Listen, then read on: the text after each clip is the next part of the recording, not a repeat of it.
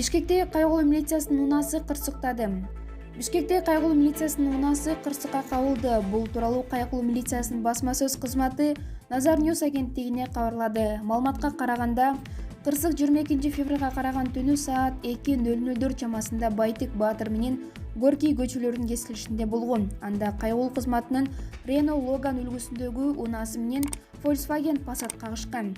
Жыйынтыгында кайгылуу милиция башкармалынын автокөлүгүнүн алды талкаланган. Кырсыктан адамдар жабыркаган эмес, унаалар айып короого киргизилгени айтылат маалыматта. Маалымат бак Назар Ньюс KG.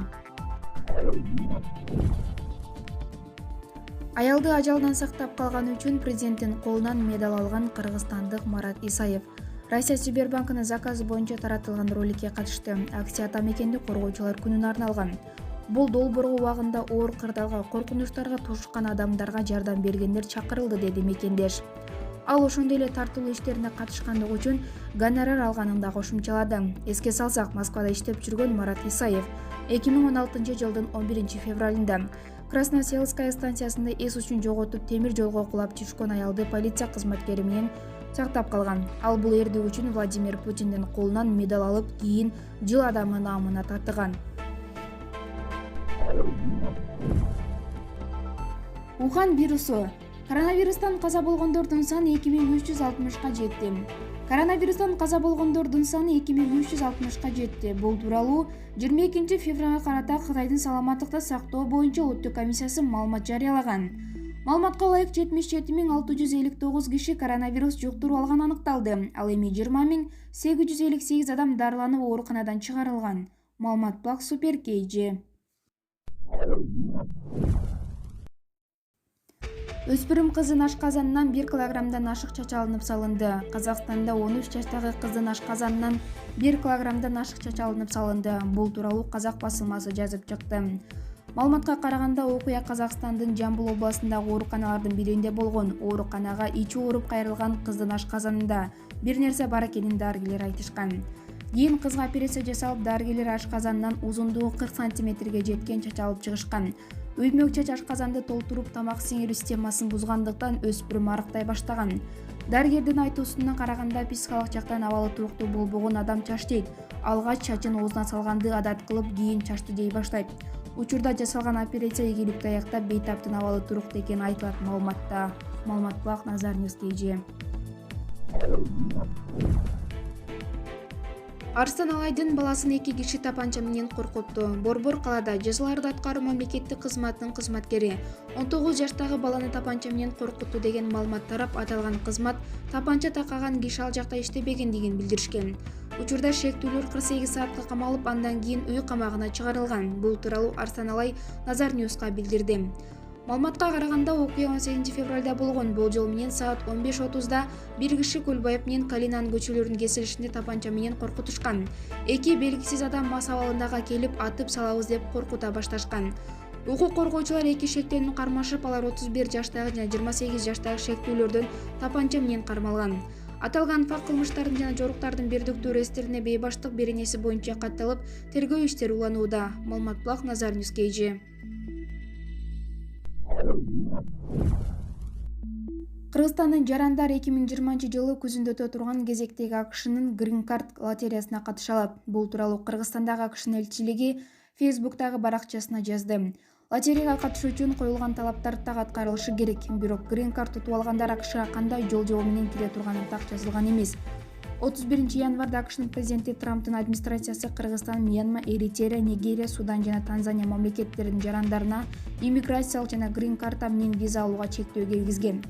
АКШнын Кыргызстандагы элчилиги Донат Лу менен себебин Кыргызстанга электрондук биометрикалык паспорт бербегени менен түшүндүргөн. Кыргызстанда биометрикалык паспорт даярдоо боюнча 2018 жылы тендер өткөрүлгөн. Тендер чыр менен коштолуп, мамлекеттик каттоо кызматынын жетекчилигине иш козголгон. Мекеме заманбап паспорт 2021 жылдан тарта бериле баштаарын билдирди. Сырколоп эти ысыган Кытай жаранынын тез жардам 20 февралда республикалык жугуштуу оорулар клиникалык ооруканасына жеткирген. Ал Кытай Кыргызстанга январь айынын башында келген. Дарыгердин текшерүүсүндө анын дене табы 37 градустан жогору болуп, мурду бөтүп жатканы белгилүү болгон. Коронавирусту аныктоо үчүн анализ алынып, жыйынтыгында таза чыккан. 21 февраль күнү Кытай жаранынын абалы турукташып, анализдин жыйынтыктары менен кошо Кытайдын Кыргызстандагы элчилигинин кызматкерлерине өткөрүлүп берилген. Кытайдагы коронавирус эпидемиясына байланыштуу алдын алуу иштеринин алкагында Кыргызстанда 150дөй адам дарыгерлердин көзөмөлүндө турат. Соңку маалымат боюнча Кытайдан тышкары 25 өлкөдө катталган коронавирус дээрлик 76 000 адамга жукту. Алардын көбү кытайлык. 2239 адам каза болду, 18 000ден ашууну айыгып чыкты.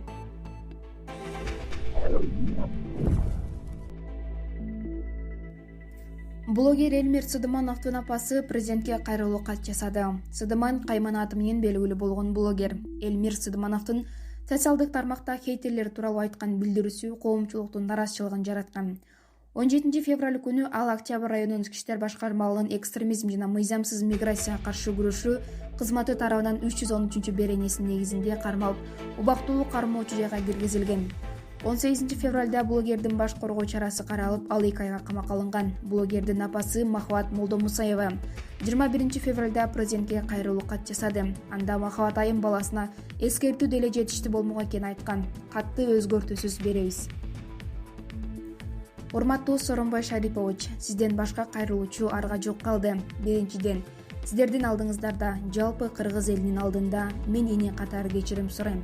Сизге кайрылуумдун себеби баламдын соттук ишине адилеттүү көзөмөл жүргүзүп коюңузду өтүнөм. Мен Эльмир Сыдымановдун жалгыз бой апасы болом. Балам Инстаграмда Сыдыман деп катталып, блогерлик иш алып барчу. Анын блогерлик менен алектенүүсүн мен такыр туура көрбөйм. Балам каттуу жаңылып алды. Ал жаштыгы менен өзүнүн эмоциясына ээ боло албай, анын баракчасына катталган хейтерлердин сөгүнгөн комментарийлерине жооп берем деп туура эмес сөздөрдү сүйлөп алган. Балам ошол эле күнү сөздөрдү хейтерлерге даректелгенин, жалпы түштүк эл эмес экенин тактап кечирим сураган. Эми Эльмир кылмыш кодекстин 313 беренеси менен шектелип, 7 жылга эркин ажыраш мүмкүн деп жатышат. Видеону көрдүм, сөгүнүптүр, өз айын айтыптыр, бирок эч кимди аймактык кастыкты жаратууга үгүттөптүр. Балама болгону түшүндүрүү иштери жетиштүү. Менин акыбалымды түшүнүңүз, эненин жүрөгүн эске алыңыз. Эльмир үйдүн улусу жана анын кичинекей бөбөктөрү бар. Сураштырсаңыз тез ынанасыз. Биздин жашоо шарт өтө оор. Эльмир өзү жаш бала болгону менен биздин үй бүлөнү камсыз кылган жалгыз ушул балам. Балам кичипейил, өзүнүн жардамын аябаган, саламы түз адам. Айтмакчы, балама издөө салганын милиционерлер бизге айткан эмес. Балам Алматыда болчу. Үйгө укук коргоочулар келишип, балаңыз бизге жолугуп кетсин деп эле билдирген. Балама өздөрү телефон чалышыптыр. 17 февралда келдишиптир. 17 февралда Эльмир Бишкекке өзү келди. Анан ошол күнү милиция бөлүмүнө балдар менен чогуу барып, ал жерден аны алып калышыптыр. Тергөөгө эч тоскоолдук жараткан жок. Эртеси 18 февралда Эльмирди кое бербестен 2 айга камап коюшту. Баламдан башка менин таянар кишим жок. Мен анда-санда аспоз жол иштечү элем. Эми жумуштан да кайрылдым. Азыр мен сыртка чыга албай калдым. Элдин бетин карай албай калдым. 3 балам тең февралдын башынан бери кооптонуп мектепке барыш элек. Балам адам өлтүргөн жок, урулук кылган жок, эч бир адамдын ден соолугуна зыян келтирген жок. Анын айткан сөздөрүндө эч кимди касташууга дагы чакыруу болгон жок. Болгону өз оюн сөгүнүү сөздөр менен айтты. Эфирден сөгүнгөндүгү үчүн 7 жылга сотто бул өтө адилетсиз. Эльмирдин эки жакты бөлөйүн деген такыр ою жок. Мен өзүм Жалал-Абад областынын Кара-Көл шаарынан болом. Мен дагы түштүктүкмүн. Муну менен Эльмирдин элди экиге бөлөйүн деген ою болгон эмес экенин баса белгилейм. Сизден терең өтүнөрүм, эне жүрөгүн эске алып, биздин оор турмуш шартты эске алып, Эльмирге түшүндүрүү иштерин жүргүзүү гана жетиштүү экенин эске алып, баламдын соттук ишине катардагы жарандын үнүн уккан Айкөл эл башчы катары адилеттүү көзөмөл жүргүзүп коюңузду терең өтүнөм деп жазылат маалыматта. Мындан тышкары блогердин апасы акыйкатчыга, жогорку кеңештин депутаттарына жана укук коргоочу органдарына дагы эле ушул эле кат менен кайрылганын кошумчалады. Маалымат Блак Супер KG. Женнифер Лопес кайрадан ачык сүрөттөрү менен күйөрмандарынын шилекейин агызды.